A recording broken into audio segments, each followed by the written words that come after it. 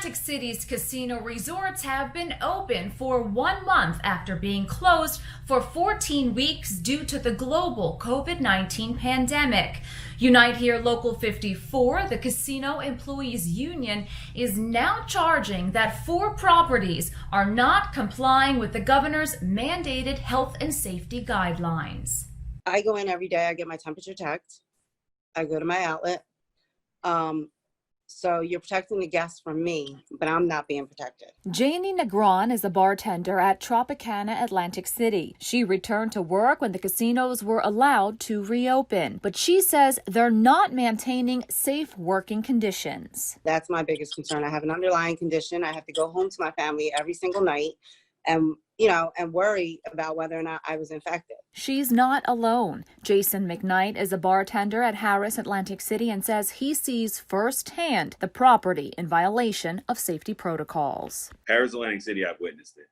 People not wearing masks, people wearing their masks down below their nose, not wearing it properly. And when you ask them to wear it, they really don't like to comply.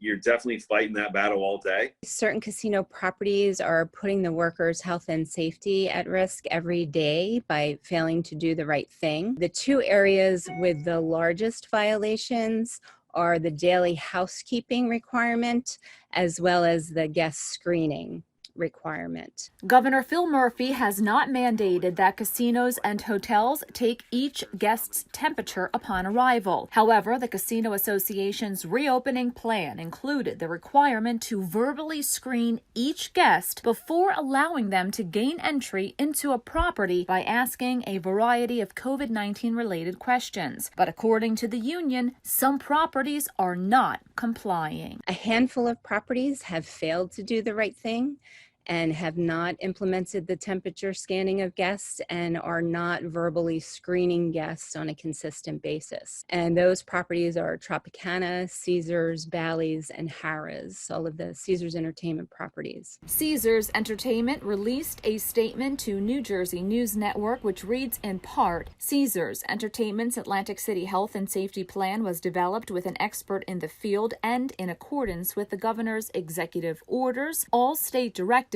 and CDC guidance. That plan is based on the New Jersey casino industry's state-mandated baseline protocols with which each casino is required to adhere. As such, Caesars Entertainment's Atlantic City Health and Safety Plan fully complies with all governmental directives. But the union says the governor's current mandates are not enough, and they're calling on the Murphy administration to require that all guests have their temperatures scanned prior to being permitted into casinos and hotels in New Jersey. The workers are going in there trying to make a living. They're trying to get back to work. We want to be at work. We want to actually get this place opened up even more. Unfortunately, we're only partially open, and we're not even doing a good job being partially open. Unite Here Local 54 says their claims are based on direct observations by their staff members. Now they want the governor to review their findings and to make the necessary changes to current mandates,